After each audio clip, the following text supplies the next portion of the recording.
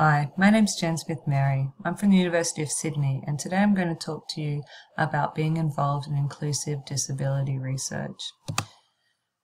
I think we'll talk initially about why people should be involved in inclusive disability research, what it actually is, why it's done, how it's done, what to think about if the people that you work with are involved in inclusive disability research, and I'll give you some examples of what's done. So this presentation really is designed to tell you as practitioners what the reality is of inclusive disability research for people with disability.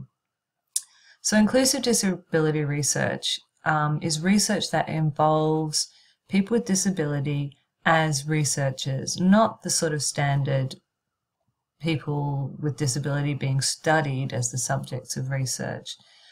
But you as practitioners might like to be involved in that research too, in partnership with the people that you work with. Also, you might be asked to be involved by other people who are doing research in order to facilitate the participation of the people that you work with. First of all, to talk about me, which is easy because I know myself quite well.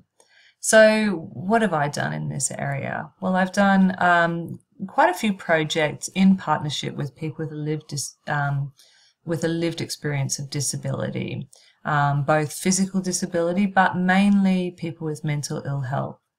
So I've worked in partnerships to create a number of projects. A really good example is a project that we did in Western Sydney in partnership with the late Ali Kokani, who is a fantastic advocate, who was working as a consumer representative in Western Sydney Primary Health Network. So with Ali, we put together the idea for a grant which would get people with a lived experience of serious and complex mental illness to talk about their experiences of recovery and what it means to them. So recovery, if you're not familiar with the term, means to have a meaningful life with or without the symptoms of mental illness. And so right from the start, this was a shared project with Ali as a consumer researcher.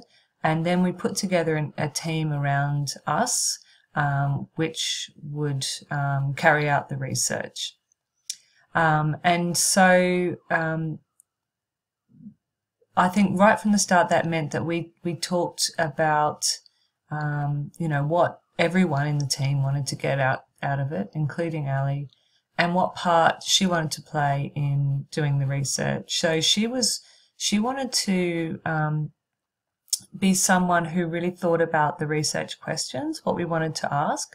She wanted to be involved in the research output, so shaping, what we came up with and how we, so what publications we came up with and how they could be used by people. And she really wanted to be involved in recruiting people, so finding people who could talk to us in the study. And so that's the role that she took.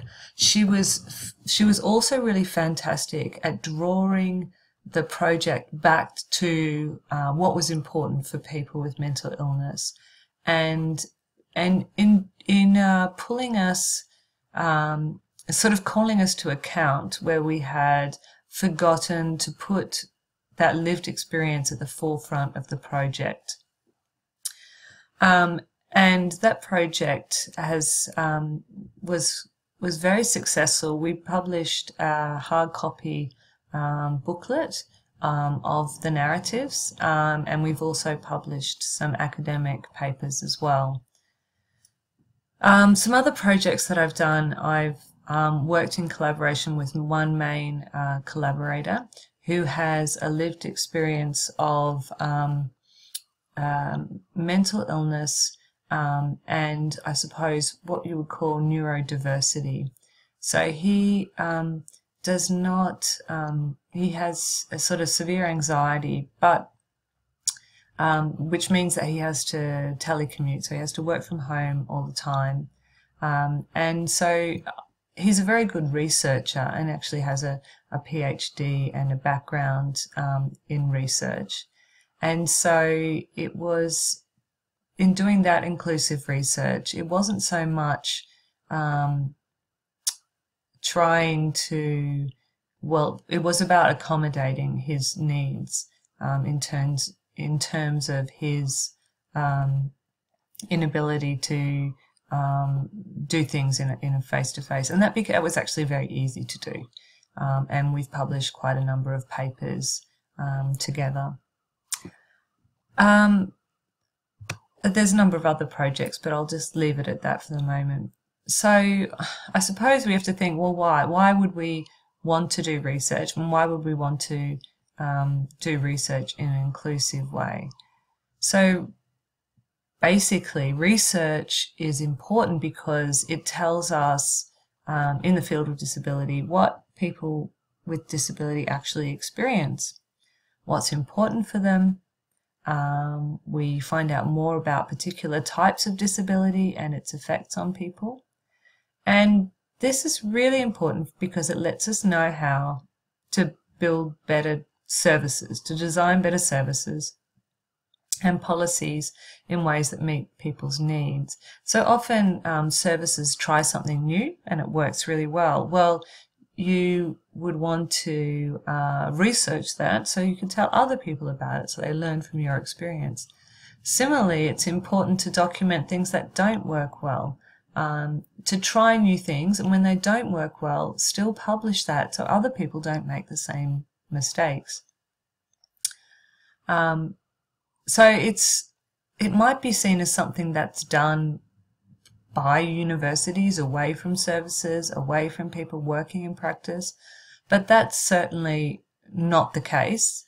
There's a lot of research, particularly inclusive disability research, which is done by people working in the field. What's great about that is it's very focused on what's important to services. It's very much informed by what's actually happening rather than sort of the theoretical interests of people working in universities. So it's guided by people working on the ground who can see the problems that exist, and for them to do research that sort of identifies those problems or tries to solve them, then that is very valuable for people who are working in policy, because it's very difficult sometimes to translate that information from on the ground into the policy arena.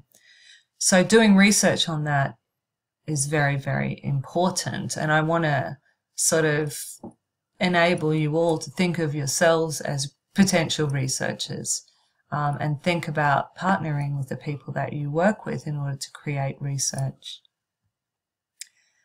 So inclusive disability research views people with disability involved as co-researchers. So it's joint, it's co-produced, it's meant to be an equal process, so sometimes it doesn't end up that way, but it is meant to be an equal process in which people with a lived experience of disability are involved as genuine partners in the research. We call it co-research. So just starting off with another example, apart from my own examples. This example is about co-research with people with intellectual disability. So it was started by university researchers who wanted to know what life was like for people with intellectual disability. The research team included university researchers and people with a lived experience of disability. And they also employed people as assistants to help the co-researchers do the research. So sometimes there needs to be quite a bit of training or support given for people with disability who want to be involved in research, and that's something important to think about. Later on in the presentation, I'm going to go through a cycle of inclusive research and point out all the things that need to be thought of as part of that cycle. So the co-researchers in this research carried out most of the data collection through a really large number of focus groups. And so focus groups are basically just group interviews where you use the conversation of the group in order to produce new knowledge or new understanding of a particular issue. And they were done right across the country. This project was based in Ireland. Now, how did they impact on the research? Well, they not only carried out the research, but they the co-researchers changed the questions so that they would make more sense to participants. I think one of the problems that university researchers have is that they become far removed from their day-to-day life of the people that they're researching, and it means that they can't really understand the context of the way that people communicate or think around the issue. So they're sort of like they're too close theoretically, and they move away from what actually is the experience of individuals. They weren't involved in analysis, the co-researchers, but they commented on that analysis. So the university researchers did the analysis, so that's where you take the data that was collected in the focus group and you analyze it to see, okay, as a whole, what does this mean? Now, the co-researchers commented on that and they changed the analysis. And then the final parts, which was the writing up of the report and presenting of the report, was done in partnership between the co-researchers and the university researchers. The co-researchers needed support from their organisations to be involved in the research team. So that was something that wasn't really thought about at the start of the project, and it made the project harder. So often the services that worked with the co-researchers needed to support them in just being involved.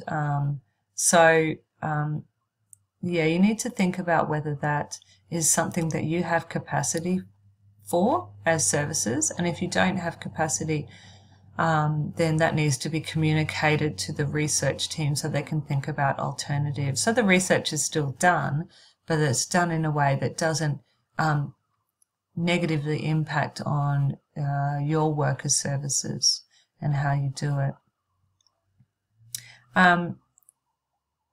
It also was really important for it to be a flexible research project. So traditionally, there's like a research plan that is set up at the start of a project and it's really followed through to the letter. Now, that's not really possible in this case where you have a lot of people with different needs that can't really be thought through at the start of the project. So I did a big review of inclusive disability research for National Disability Services, which I'll give you a link to or attach with this presentation that you can read. And that showed that flexibility was really, really important, that people were not running on the same sort of time frames as university researchers, and so that that needed to be considered. So what ways are people with disability involved in research? So they can take up all sorts of roles, and it's important that people think about the roles that they can contribute to a research project. It's not important for them to contribute to every part of a research project, only the bits that they feel comfortable with, and it's important to facilitate their involvement in ways that make them comfortable. So they can be part of the admin team who organise and run the research project. They don't have to be involved in data collection at all. They can provide information for research projects, so background information to fill in what's needed. As advisors, as part of a project reference group, they can make decisions about which people should be involved. So in the case, that was something that was very important in my work with Ali that I spoke about before. assisting with conceptualizing how data should be collected or the actual data collection, providing opinions on what it means, so analysis, and working out the way that out what that information means for the way different services happen. So that's like, how do we take the knowledge that we get from a research project and apply it back into services? So that's part of the dissemination of the research. And they can be involved in as many of these steps as they want. Now I'm just going to talk through a sort of a spectrum of inclusive research. So this goes from advisory at one end through to collaborative and consumer-led. And as we're going along this spectrum here, this advisory is probably the least inclusive or involved type of research. Collaborative is most common, and then consumer-led is where consumers control the research. But let's have a look at that in a little bit more detail. So advisory research involves people with disability as advisors. It's not often actually considered to be co-research because it's seen as more, I suppose, tokenistic. Now, in some situations, it's not appropriate or possible to involve people with research, with a lived experience of disability in research. So, for example, I do a piece of research on looking at accounts of suicide. Now, I would not involve people with serious mental health problems in that process because it would be, it could be very problematic for their mental health. So I would not involve them in that way, but I would involve them in an advisory capacity. But actually, that's probably very rare that you have research that people cannot be involved in. Normally for co-research, people should have sort of a more genuine involvement in the day-to-day aspects of the research. So an example of this sort of advisory involvement in research is where maybe staff are conducting research on assisted living facility for people with physical disabilities in their centre, but the people with physical disabilities aren't involved in the research, so they're not designing the research, they're not collecting data, they're not writing it up.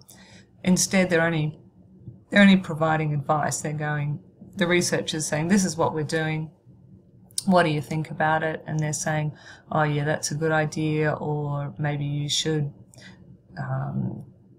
talk to these people. So they're not actually involved in the day-to-day aspects of the research. If we move along to collaboration in the sort of middle part of the spectrum, now collaborative research projects develop research partnerships. So that's where researchers and people with disability create research together and as a research team. So that's the type of research that I was talking about before in terms of the recovery narratives in Western Sydney. Also, example one that I provided, that's collaborative research. So people are developing the research as a team of both university or practitioner researchers and people with a lived experience.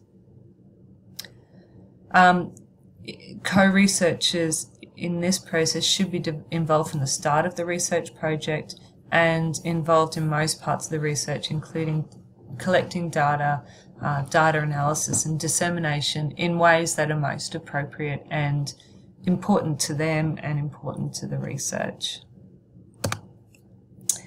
And then at the other end of the spectrum, we have consumer-led research. Now, this is research where people with a lived experience of disability have made a decision themselves to create a research project and then have either done it completely by themselves, or they've collaborated with practitioners or university researchers in order to develop the project. But they have control of the project. They're making all of the decisions about the project and sometimes they even employ people with without lived experience in order to carry out some of the research. So an example of this, and I'll talk about this example in a little bit more detail in a minute, is a project that was developed by people with disability who wanted to create a history of their organisation, People's First. So it was an organisation that was consumer run, and they wanted to develop a history. So they sought out a researcher from a university to help them to do that. Okay, so here it is in a little bit more detail. So they employed an academic researcher without a disability to create the history. So they wanted to develop a history, and they found someone with the tools to be able to help them to do that. But it was very much a consumer-led project, so they were designing the project and carrying it out. The researcher, university researcher in this way, was sort of like a research tool that they were using in order to create the project. The project used interviews and created a talking event where different ideas and memories were collected from a group of people. So they even developed their own type of data collection, and that's really great because it means that it's very genuine research that makes sense to the people that are involved in it. They also collated documents and photographs and brought them together into a history of the organisations. The co-researchers really enjoyed the project and felt that they produced a work of great value. You'll see down from the bottom here, this is a reference. So when they came to write it up in an academic journal, both Walmsley, who was the university academic researcher, and the whole organisation who were involved in it were the authors of the project. It was a really successful project. They also produced guides for how to do inclusive history research for others to learn from it. Now, it was felt that it worked really well in this organisational setting because it was already an organisation that was already co-led by consumers, which meant that people were already in that mind frame of doing work together. Whereas for some organisations where that's not the case, it can be very difficult for the organisation because it's different to what they know. So you might find that there's maybe some pushback that you have to resist if you want to do it within an organisation where they don't already have that aim to co-create. So as practitioners, when are you most likely to be involved in co-research? So as in the previous example, the people you work with might like to start their own research project about something that's important to them. You yourself might want to share information about something you're doing in your work, and you want to work with the people that you help in order to develop that research so that it's relevant. Or sometimes, and this is probably the most likely at the moment, is for university researchers to contact your organisation and tell you that they would like to do research in partnership with the people that you work with. And if that happens, then you need to think about, in all of these circumstances, you need to think about what you might, what are the actual steps involved in that. So what are some basic questions that you need to think about in order for that to take place? Number one, probably the most important, do the people with disability that you work with want to actually be involved in the research? There's no point doing co-research if people feel that they have to do it they have to be wanting to get something out of it themselves in order for them to be involved. Otherwise, it becomes really tokenistic, and we don't want tokenism. Which parts are they interested in? Are they interested in the data collection? Are they interested in the analysis? Do they just want to do dissemination? Or do they want to do everything? Is there a strong communication strategy set up between the people with a disability and the other researchers and your organisation? That's really, really important, because if that breaks down, then no one knows what's happening.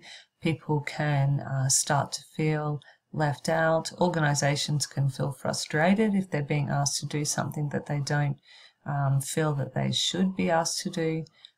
So communication, I think, is really, really important. Now, all of these questions I've got from analysing accounts of experience of co-research, both good and bad. So there's a lot of accounts that reflect on their experience of co-research, and they're really helpful in, like I was saying before, avoiding the mistakes of the past. Think about what practical support you will need to give. Will you need to be reminding people about the research, communicating with them? Will you need to be hosting parts of the research? Will you need to be otherwise supporting people? How long will it take? Some research takes a really long time, and often at the start of the research it can seem much simpler than it actually ends up being in practice, so it takes a very long time. And one of the things actually that can take a really long time is ethics approval. That can often take months and months to be approved. Now, ethics approval is really important, so you need to make sure that it's being included as part of the research. It's really important because it means that someone looks at the research, a group of people looks at the research, talks about whether it's ethical or not, in order to make sure that it's being done in the right way. And will the people with disability receive something in return? Now, that's really important.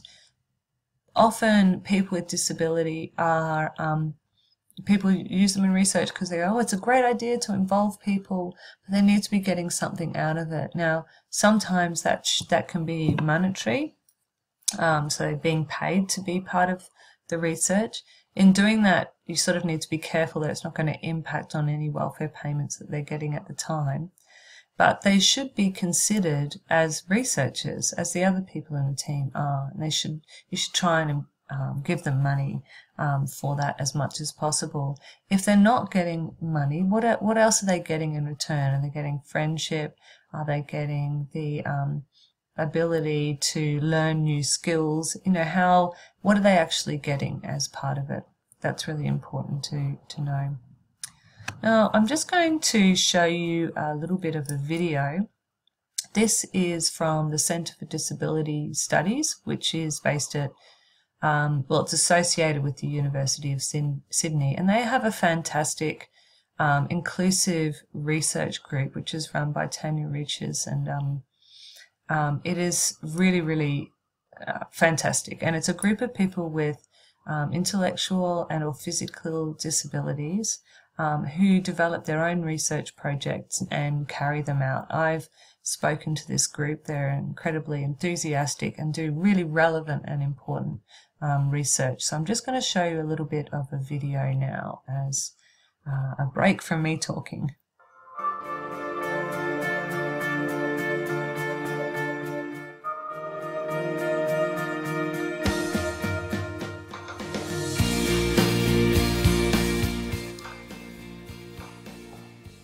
In the following presentation, members of the CDS Inclusive Research Network discuss how they go about researching together.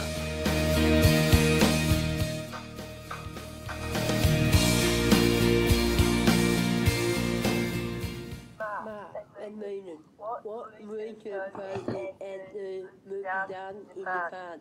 What copy and the movie done research on? We have done research on the following topics: health, housing, and EMDIS. The topic I found most interesting was on health. For me, I was a part of the research on the NDIS. I found that really interesting to see what my clients were worried about, what they didn't know, also what I didn't know, was aware of, so it gave me a really good footing to find out where to go to get more knowledge. Lately, how did the group decide to work on the copy of the UN Convention? We had 3 workshops over at RIDE with Stephen Curtis and Patricia. Out of those 3, we learned facilitation, collecting data, conducting interviews. We found 4 topics which were really important to people: health, education, employment and housing. So when we identified those topics that were important to people with disability, we then decided that we needed an overarching theme under which they would fall for our research.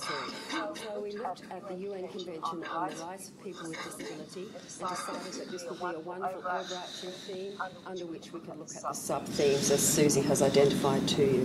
Thank you. Robert Murray, how did the group decide to work on the topic of the NDIS? Some of the people came to the meeting didn't understand what the NDIS was about. They had to explain to them what they can spend the money on and what they can't spend the money on, and we did a lot of research on the NDIS.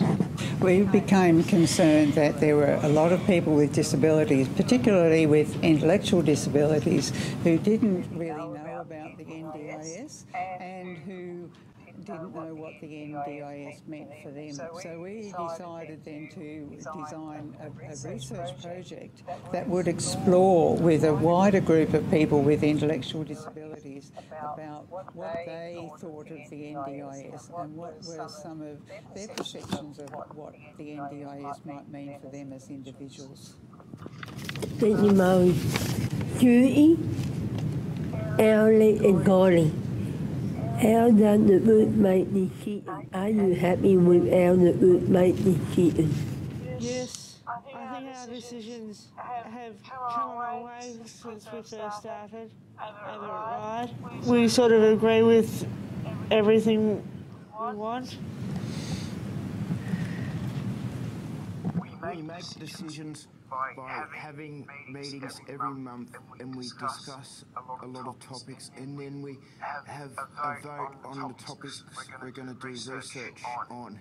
We made articles on brainstorming articles. Then we talked to one of us each topic on the subject and each subject. And the second question is, yes, I am happy. The rest of us are happy. And I think we brainstormed the different subjects and the puzzles about inclusive research and the articles that we popped out. I think that's rather useful and very, very interesting. So, I think that was a really good video because it talked a lot about the reality of putting together inclusive research and what it means to the people who are involved and the things that they find to be meaningful as part of the process. So I just wanted to talk to you now through what I came up with as sort of the 10 steps of inclusive research that need to be thought about by people embarking on the process. And I'll just go through them one at a time. So, number 1, is inclusive research right for us? So this is about you thinking about whether you want to be involved in inclusive research and whether it's right for your organisation. Is it something that you can commit time to? Is it something that you can commit mental energy to? Because it's something that needs to take a bit of, well, quite a bit of investment, I think, in order to do it right. I don't want to put you off it, because actually I think if you weighed it up, it would be more beneficial than time draining. But I think that you need to really commit to the process if you're going to be involved. The next step, I think a really important step, is to talk with the people with disability who you want to involve in inclusive research, or the people who have approached you for you to be involved in inclusive research. So you need to ask them, if they want to be involved, number one, why they would want you to be involved if they've approached you, what it would mean for your involvement, what it would mean for them,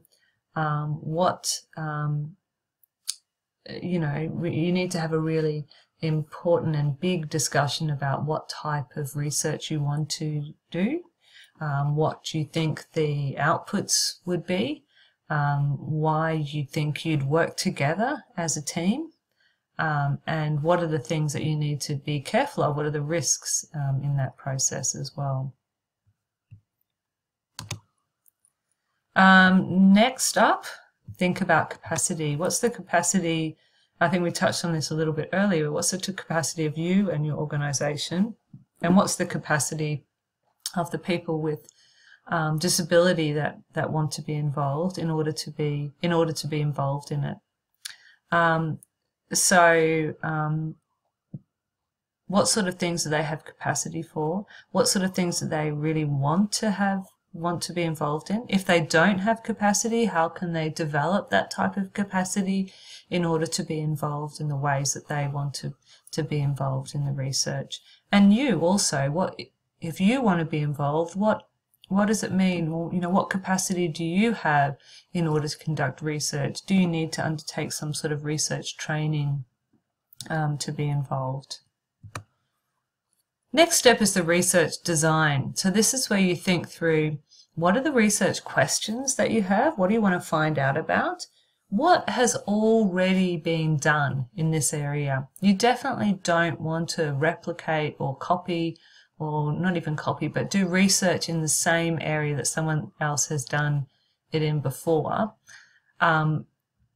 without and you not come up with anything really new, because that would sort of be a waste of your time and a waste of time for the people that you work with. So it has to be research that's novel. It has to be research that's of value. It has to, in order for you all to have some value from the process. Then you have to think about, what type of research do you want to do? Given the questions you have, who would you talk to in order to find out answers to those questions? What would you, are you going to do interviews? Is it best to do interviews with those people? Is it better to do surveys or focus groups, or to observe people going about their day-to-day lives? What's going to be the best way that you collect data that you need? And then how are you going to analyze that data? How are you going to work out how the data answers the questions? So what are the things that you've found out that answer your questions? And then how do you think you're going to write up all of that? So that's a very big piece of work, that research design. And the next step following on from that is ethics approval. So you need to work out what sort of ethics committee you should get approval from to do that. All research that's conducted on people in Australia should have ethics approval. So that means if you're doing interviews or surveys or focus groups, or if you're collecting data that's individual to someone, then you need to get ethics approval. And that is actually, there's regulations around that in Australia, and it's designed to stop people from being exploited through research. and it's designed to make sure that research is being done in ways in which we can trust the results. So it's a very important part of the process. And if you need guidance on that, you can talk to parts of the New South Wales government will be able to help you with that, but also universities. So often there's ethics approval organisations or groups within universities who can provide ethics approval. That process, you basically will fill in a form that tells them all about the research, and then they look at it, they'll ask you questions, maybe get you to make some changes to the research design, and then they will give you approval. Now, training is really important. As I said before, you or the people with disability that you're working with may not have existing capacity in research and therefore need training. There are a number of training packages that are in existence that you don't have to pay for. You can just get online and work through, and I've given links to them in my Inclusive Disability Review that you'll be able to access as well. Now, that's important for developing capacity, and it helps. It's very important for actually getting the research done, and done in a way that where the data also can be trustworthy, that people aren't asking questions that are leading, people on, that they're open, so that when you're asking a question, you don't expect to know the answer back, if you know what I mean. It should be novel and new data rather than you go out and collect what you think you're going to get anyway. Then data collection, that's where you just go out and collect the data. Now, that can be actually a lot less straightforward than that seems, because that involves contacting people to find out if they want to be involved in research, arranging times for them to be involved if it's interviews or focus groups. It can be creating a survey that is put online and then telling people about it so they fill it in. So depending on your research design, that'll tell you how complex that part will be. Data analysis, that's where you work to find out what the data that you've collected actually means, and you need to think whether you want that, work with your research team to work out who's going to do that. Sometimes a really good process is for the data to be analysed separately, so by people with a lived experience of disability and by practitioners or university researchers, and then to look to see, how is that data being analysed differently, and then you can then think about, differently about what the priorities are for you or people with disability that are on the research team, and that can help you to understand your data in different ways. Then you need to tell people about your results. You need to write it up in a report. You don't need to write it up, but that's one way you can do it. You can write it up in a journal article which goes to an academic audience. You can write it up in a report that goes to a particular other audience. So it could be people with disability, it could be the government, it could be other practitioners. And how you shape that report, depends on the audience for it. Or you could create a theatre project, or you could create an art project. So it's about how do you get the information that you've collected out there in a way that people are going to look at it and understand it and use it. Closure and the next project. Now, this is really important. It's important for projects to have closure, because if they don't, people with disability can have invested a lot into the project. It can become a really important part of their social lives. It can be a really important part of their financial lives, depending on what they are getting. They could have developed a new set of skills. So you need to think about how can they, what follows on from that. Do they just have the skills and then not use them again? what do they do? Are they able to find more work in this type of area? What are they, is there another avenue for social connections once that changes? And so, as in the project that as in the group that I showed you before from the Centre for Disability Studies, it can be ongoing. So you just then develop another project based on that. So, third example. Now, this research was, it was about how are services being experienced by those who use them, and it was funded by a service who wanted to know what people with mental ill health felt about using their service. Now, the people were employed by a researcher. People using the service were employed by a researcher from universities. They were paid to collect information from people with mental illness through focus groups. Then they analysed that information to find out what people thought about the services. Universities helped out with the focus groups and the analysis. They were involved in the process, and then they all worked together to develop a report of the project, and then went on and did more research because it was a very useful partnership.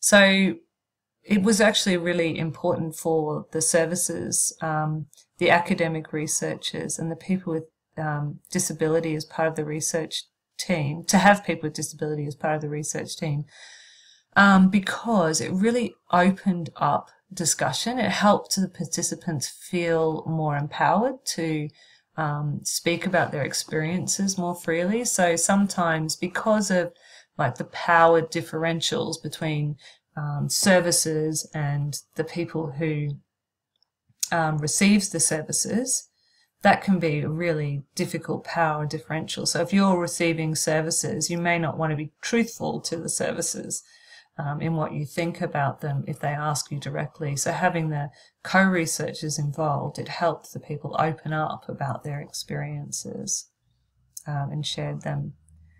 And the people with disability had a better understanding of the issue than the researchers, so they were able to be sort of more spot on with their questions and analysis. And it also, quite apart from the research project, it changed the way that the service, people working within the services more generally thought about people with disability. So they saw them as having more skills.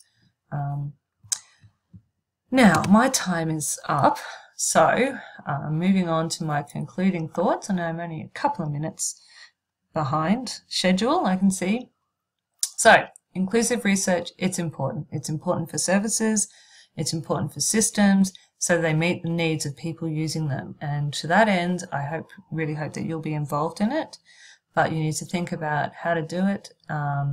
It takes time and it takes thought to be done correctly, but that can lead to great things. If you want to know more about it, talk to me, and there's my contact details. And I've got a few references here. Thank you.